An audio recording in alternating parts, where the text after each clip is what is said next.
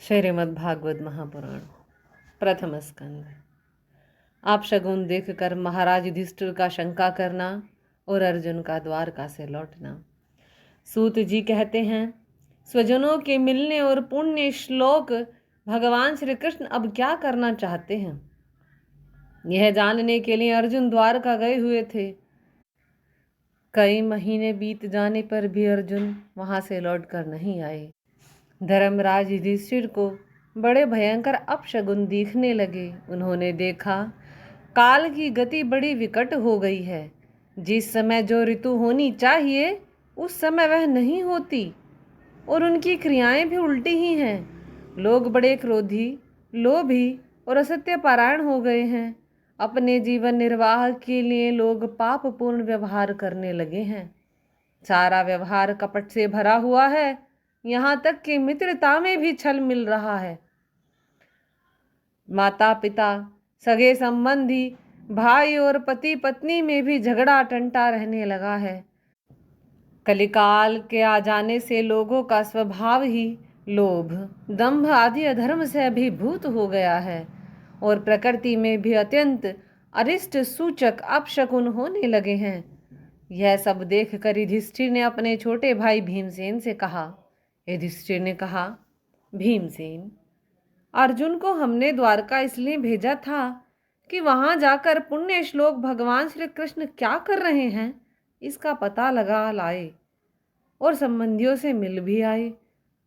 तब से 7 महीने बीत गए, किंतु तुम्हारे छोटे भाई अब तक नहीं लौट रहे हैं। मैं ठीक ठीक यह नहीं समझ पाता हूँ कि उनके न आने का क्या कारण है। कहीं देवर्षि नारद के द्वारा बतलाया हुआ वह समय तो नहीं आ पहुंचा है जिसमें भगवान श्री कृष्ण अपने लीला विग्रह का संवरण करना चाहते हैं। उन्हीं भगवान की कृपा से हमें यह संपत्ति, राज्य, स्त्री, प्राण, कुल, संतान, शत्रुओं पर विजय और स्वर्ग आदि लोकों पर अधिकार प्राप्त हुआ है। भीमसेन, तुम तो मनुष्यों में व्याघ्र के समान बलवान हो।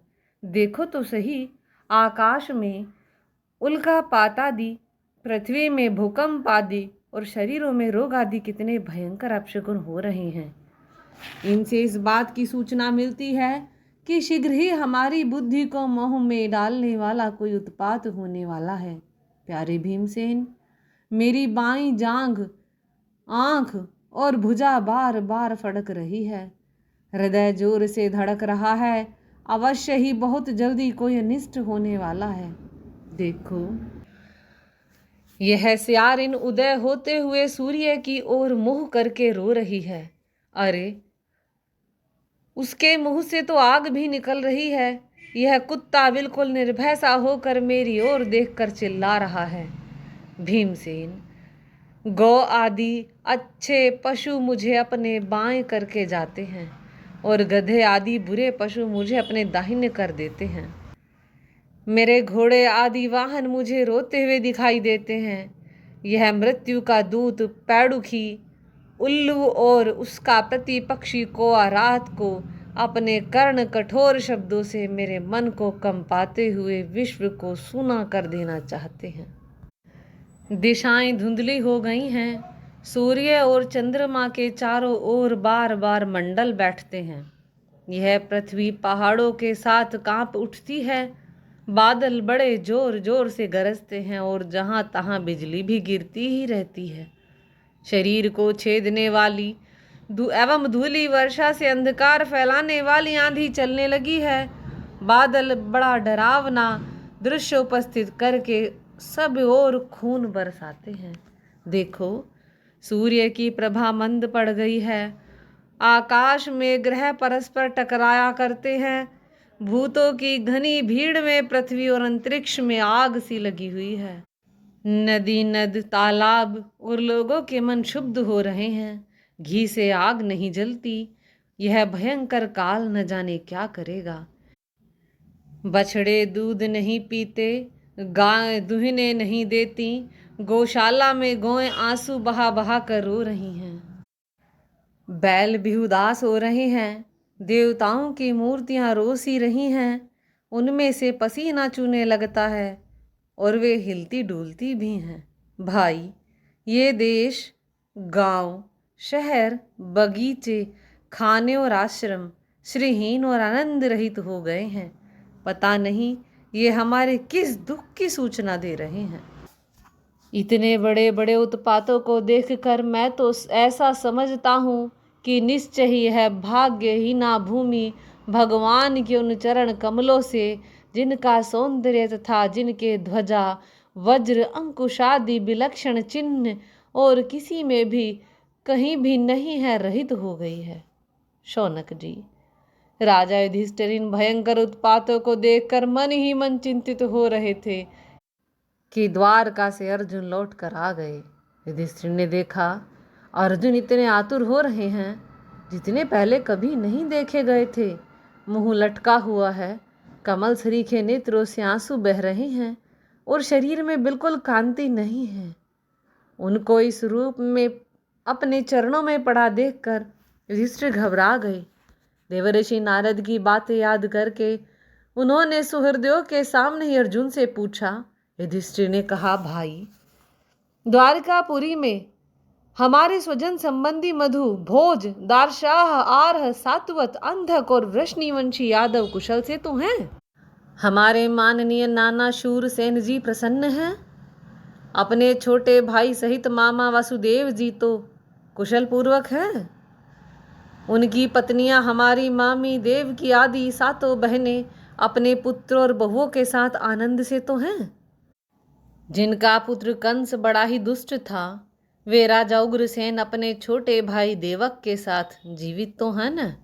रदीक, उनके पुत्र कृतवर्मा, अक्रूर, जयंत, गद, सारण तथा शत्रुजित आदि यादव वीर सकुशल हैं न। यादवों के प्रभु बलराम जी तो आनंद से हैं। वृष्णि वंश के सर्वश्रेष्ठ महारथी प्रद्युम्न सुख से तो हैं। युद्ध में बड़ी फुर्ती दिखलाने वाले भगवान अनिरुद्ध आनंद से हैं न। सुषेण, चारु, देशण, जाम्बती, नंदन, सांब और अपने पुत्रों के सहित ऋषभ आदि भगवान श्री कृष्ण के अन्य सब पुत्र भी प्रसन्न हैं न। भगवान श्री कृष्ण के सेवक श्रुतदेव, उद्धव आदि और दूसरे सुनंद, नंद आदि प्रधान यदुवंशी जो भगवान श्री कृष्ण और बलराम के बाहुबल से सुरक्षित हैं, सबके सब सकुशल हैं न। हमसे अत्यंत प्रेम करने वाले वे लोग कभी हमारा कुशल मंगल भी पूछते हैं। भक्तवत्सल ब्राह्मण भक्त भगवान श्री कृष्ण अपने स्वजनों के साथ द्वारका की सुधर्मा सभा में सुखपूर्वक विराजते हैं न। वे आदि पुरुष बलराम जी के साथ संसार के परम मंगल, परम कल्याण और उन्नति के लिए यदुवंश रूप क्षीर सागर में विराजमान है। उन्हीं के बाहुबल से सुरक्षित द्वारकापुरी में यदुवंशी लोग सारे संसार के द्वारा सम्मानित होकर बड़े आनंद से विष्णु भगवान के पार्षद के समान विहार कर रहे हैं। सत्यभामा आदि 16,000 रानियां प्रधान रूप से उनके चरण कमलों की सेवा में ही रत रहकर उनके द्वारा युद्ध में इंद्रादि देवताओं को भी हराकर इंद्राणी के भोग योग्य तथा उन्हीं के अभीष्ट परिजात आदि वस्तुओं का उपभोग करती हैं। यदुवंशी वीर श्री कृष्ण के बाहुदंड के प्रभाव से सुरक्षित रहकर निर्भय रहते हैं और बलपूर्वक लाई हुई बड़े बड़े देवताओं के बैठने योग्य सुधर्मा सभा को अपने चरणों से आक्रांत करते हैं। भाई अर्जुन, यह भी बताओ कि तुम स्वयं तो कुशल से हो ना। मुझे तुम श्रीहीन से दिख रहे हो। वहाँ बहुत दिनों तक रहे, कहीं तुम्हारे सम्मान में तो किसी प्रकार की कमी नहीं हुई? किसी ने तुम्हारा अपमान तो नहीं कर दिया? कहीं किसी ने दुर्भावपूर्ण अमंगल शब्द आदि के द्वारा तुम्हारा चित्त तो नहीं दुखाया? अथवा किसी आशा से तुम्हारे पास आए हुए याचकों को उनकी मांगी हुई वस्तु अथवा अपनी ओर से कुछ देने की प्रतिज्ञा करके भी तुम नहीं दे सके? तुम सदा शरणागतों की रक्षा करते आए हो। कहीं किसी भी ब्राह्मण, बालक, गौ, बूढ़े, रोगी, अबला अथवा अन्य किसी प्राणी का जो तुम्हारी शरण में आया हो तुमने त्याग तो नहीं कर दिया? कहीं तुमने अगम्या स्त्री से समागम तो नहीं किया, अथवा गमन करने योग्य स्त्री के साथ असत्कार पूर्वक समागम तो नहीं किया? कहीं मार्ग में अपने से छोटे अथवा बराबरी वालों से हार तो नहीं गए, अथवा भोजन कराने योग्य बालक और बूढ़ों को छोड़कर तुमने अकेले ही तो भोजन नहीं कर लिया? मेरा विश्वास है कि तुमने ऐसा कोई निंदित काम तो नहीं किया होगा जो तुम्हारे योग्य ना हो न हो। अपने परम प्रियतम अभिन्न हृदय परम सुहृदय भगवान श्री कृष्ण से तुम रहित हो गए हो। इसी से अपने को शून्य मान रहे हो। इसके सिवा दूसरा कोई कारण नहीं हो सकता जिससे तुमको इतनी मानसिक पीड़ा हो। सूत जी कहते हैं, भगवान श्री कृष्ण के प्यारे सखा अर्जुन एक तो पहले से ही श्री कृष्ण के विरह से कृश हो रहे थे। उस पर राजा युधिष्ठिर ने उनकी विषादग्रस्त मुद्रा देखकर उसके विषय में कई प्रकार की आशंकाएं करते हुए प्रश्नों की झड़ी लगा दी। शोक से अर्जुन का मुख और हृदय कमल सूख गया था, चेहरा फीका पड़ गया था। वे उन्हीं भगवान श्री कृष्ण के ध्यान में ऐसे डूब रहे थे कि बड़े भाई के प्रश्नों का कुछ भी उत्तर न दे सके। श्री कृष्ण के आंखों से ओझल हो जाने के कारण वे बढ़ी हुई प्रेम जनित उत्कंठा के परवश हो रहे थे। रथ हाँकने, टहलने आदि के समय भगवान ने उनके साथ जो मित्रता, अभिन्न हृदयता और प्रेम से भरे हुए व्यवहार किए थे, उनकी याद अपरियाद आ रही थी। वे बड़े कष्ट से उन्होंने अपने शोक का वेग रोका, हाथ से नेत्रों के आंसू पोंछे और फिर उंधे हुए गले से अपने बड़े भाई महाराज युधिष्ठिर से कहा। अर्जुन बोले, महाराज, मेरे ममेरे भाई अथवा अत्यंत घनिष्ठ मित्र का रूप धारण कर श्री कृष्ण ने मुझे ठग लिया। मेरे जिस प्रबल पराक्रम से बड़े बड़े देवता भी आश्चर्य में डूब जाते हैं, उसे श्री कृष्ण ने मुझसे छीन लिया। जैसे यह शरीर प्राण से रहित होने पर मृतक कहलाता है, वैसे ही उनके क्षण भर के वियोग से यह संसार अप्रिय दिखने लगता है। उनके आश्रय से द्रौपदी स्वयंवर में राजा द्रुपद के घर आए हुए कामोन्मत्त राजाओं का तेज मैंने हरण कर लिया, धनुष पर बाण चढ़ाकर मत से वेध किया और इस प्रकार द्रौपदी को प्राप्त किया था।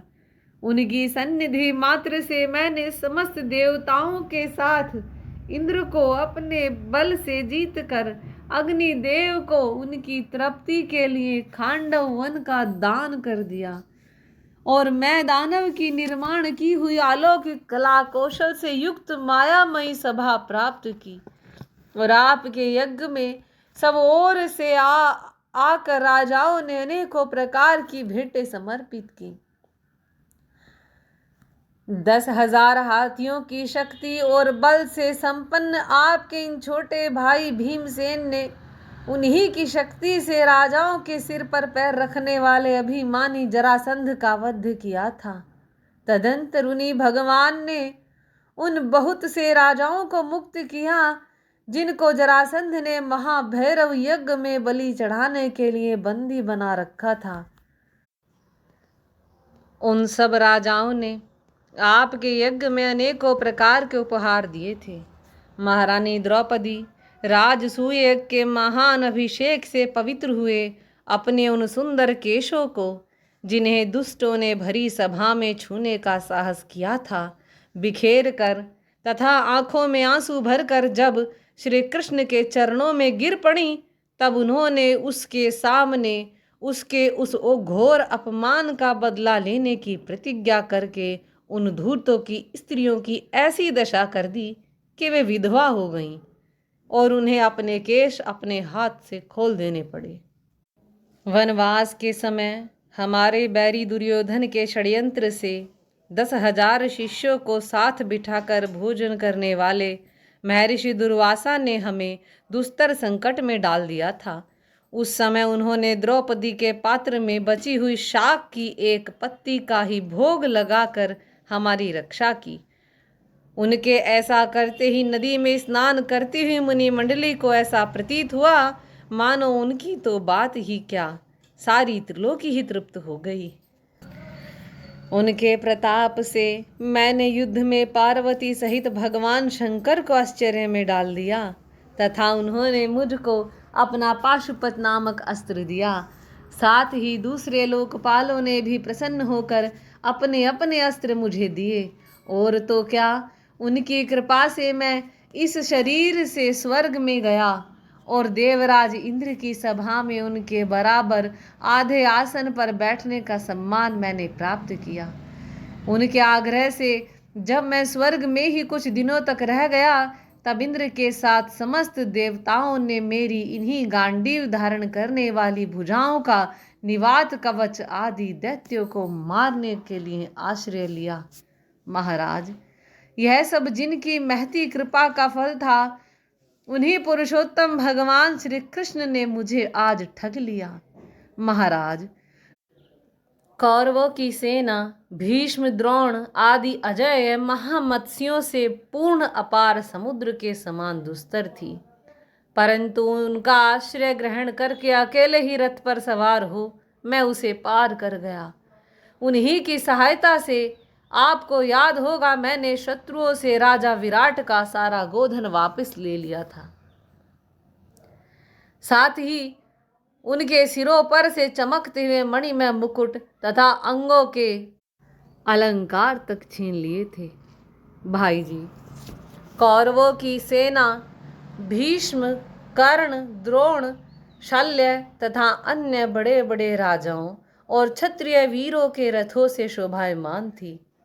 उनके सामने मेरे आगे आगे चलकर वे अपनी दृष्टि से ही उन महारथी यूथपतियों की आयु, मन, उत्साह और बल को छीन लिया करते थे। द्रोणाचार्य, भीष्म, कर्ण, भूरिश्रवा, सुशर्मा, शल्य, जयद्रथ और बहलीक आदि वीरों ने मुझ पर अपने कभी न चूकने वाले अस्त्र चलाए थे, परंतु जैसे हिरण्याकशिपु आदि दैत्यों के अस्त्र शस्त्र भगवत भक्त प्रहलाद का स्पर्श नहीं करते थे, वैसे ही उनके शस्त्र मुझे छू तक नहीं सके। यह श्री कृष्ण के भुजदंडों की छत्र छाया में रहने का ही प्रभाव था।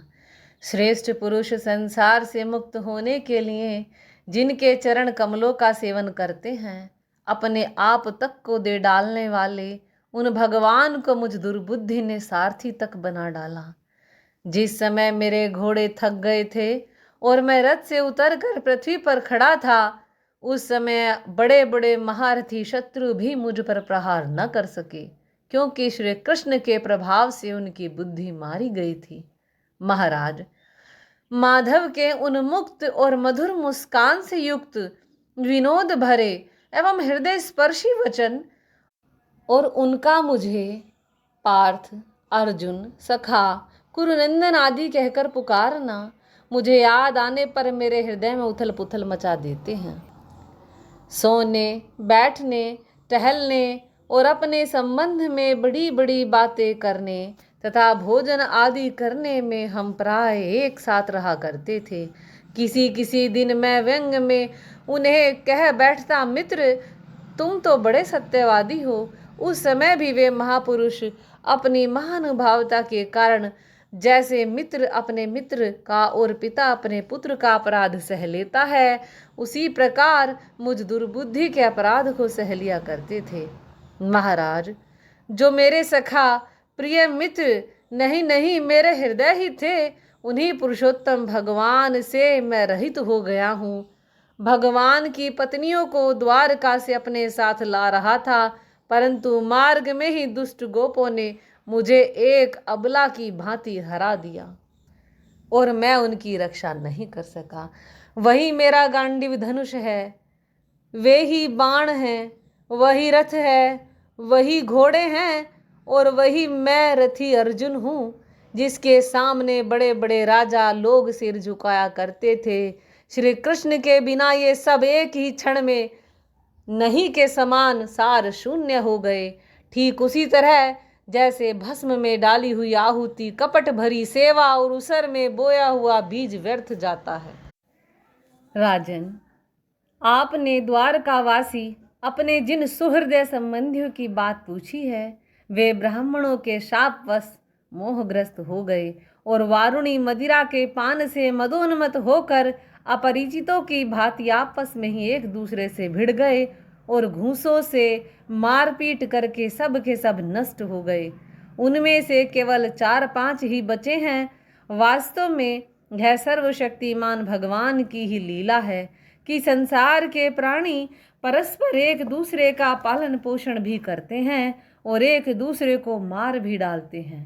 राजन, जिस प्रकार जलचरों में बड़े जंतु छोटे को, बलवान दुर्बलों को एवं बड़े और बलवान भी परस्पर एक दूसरे को खा जाते हैं, उसी प्रकार अतिशय बली और बड़े यदुवंशियों के द्वारा भगवान ने दूसरे राजाओं का संहार कराया।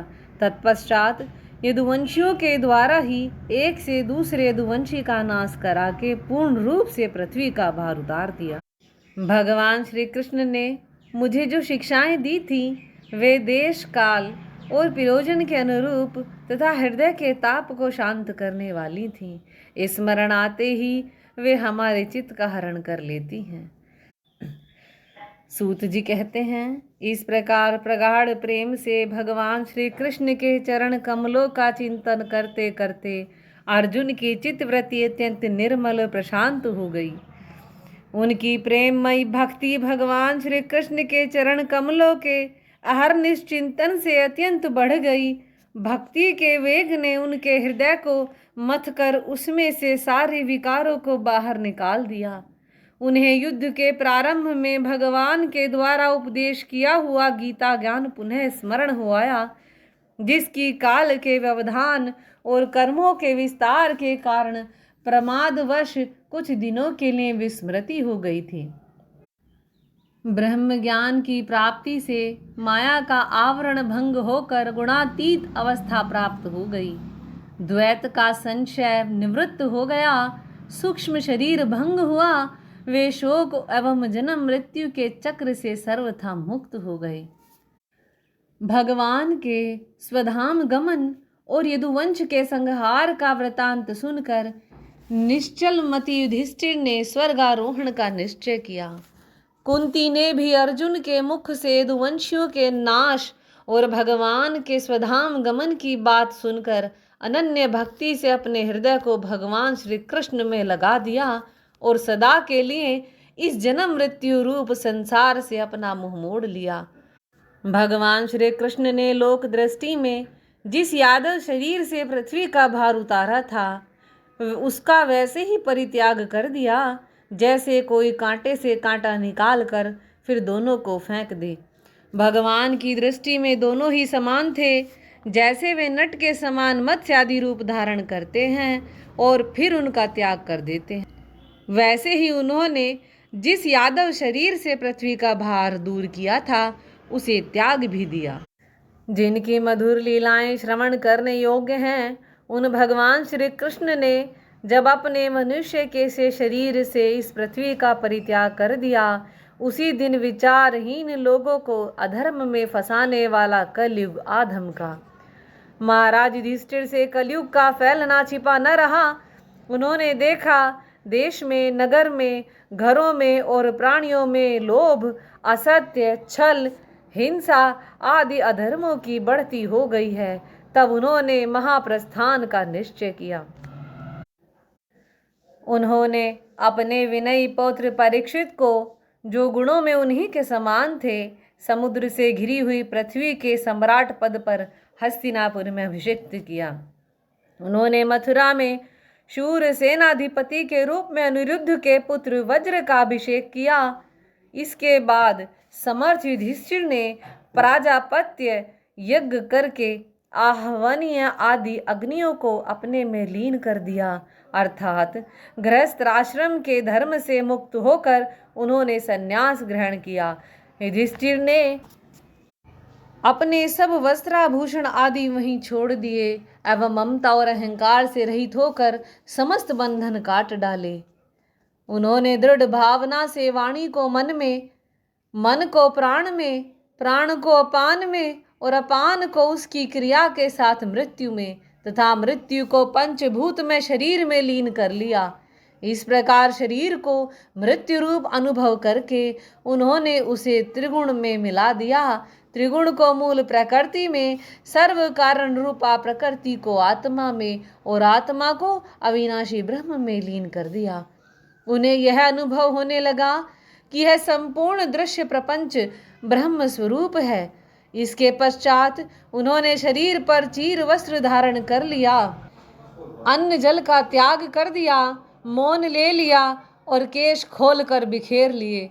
वे अपने रूप को ऐसा दिखाने लगे जैसे कोई जड़ उन्मत्त या पिशाच हो। फिर वे बिना किसी की बाट देखे तथा बहरे की तरह बिना किसी की बात सुने घर से निकल पड़े।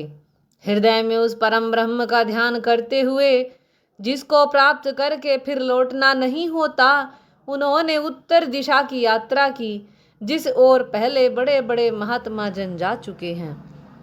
भीमसेन, अर्जुन आदि युधिष्ठिर के छोटे भाइयों ने भी देखा कि अब पृथ्वी में सभी लोगों को अधर्म के सहायक कलयुग ने प्रभावित कर डाला है। इसीलिए वे भी श्री कृष्ण चरणों की प्राप्ति का दृढ़ निश्चय करके अपने बड़े भाई के पीछे पीछे चल पड़े, जिन्होंने जीवन के सभी लाभ भली भांति प्राप्त कर लिए थे। इसीलिए यह निश्चय करके कि भगवान श्री कृष्ण के चरण कमल ही हमारे परम पुरुषार्थ हैं, उन्होंने उन्हें हृदय में धारण किया। पांडवों के हृदय में भगवान श्री कृष्ण के चरण कमलों के ध्यान से भक्ति भाव उमड़ आया। उनकी बुद्धि सर्वथा शुद्ध होकर भगवान श्री कृष्ण के उस सर्वोत्कृष्ट स्वरूप में अनन्य भाव से स्थिर हो गई, जिसमें निष्पाप पुरुष ही स्थिर हो पाते हैं। फलतः उन्होंने अपने विशुद्ध अंतःकरण से स्वयं ही वह गति प्राप्त की जो विषयासक्त दुष्ट मनुष्यों को कभी प्राप्त नहीं हो सकती। संयमी एवं श्री कृष्ण के प्रेमावेश में मुग्ध भगत में विदुर जी ने भी अपने शरीर को प्रभास क्षेत्र में त्याग दिया। उस समय उन्हें लेने के लिए आए हुए पितरों के साथ वे अपने लोक को चले गए। द्रौपदी ने देखा कि अब पांडव लोग निरपेक्ष हो गए हैं, तब वे अनन्य प्रेम से भगवान श्री कृष्ण का ही चिंतन करके उन्हें प्राप्त हो गईं। भगवान के प्यारे भक्त पांडवों के महाप्रयाण की इस परम पवित्र और मंगलमय कथा को जो पुरुष श्रद्धा से सुनता है, वह निश्चय ही भगवान की भक्ति और मोक्ष प्राप्त करता है। बोले श्रीमद् भागवत पुराण की जय। श्री कृष्ण भगवान की जय। श्रीमन राधे राधे।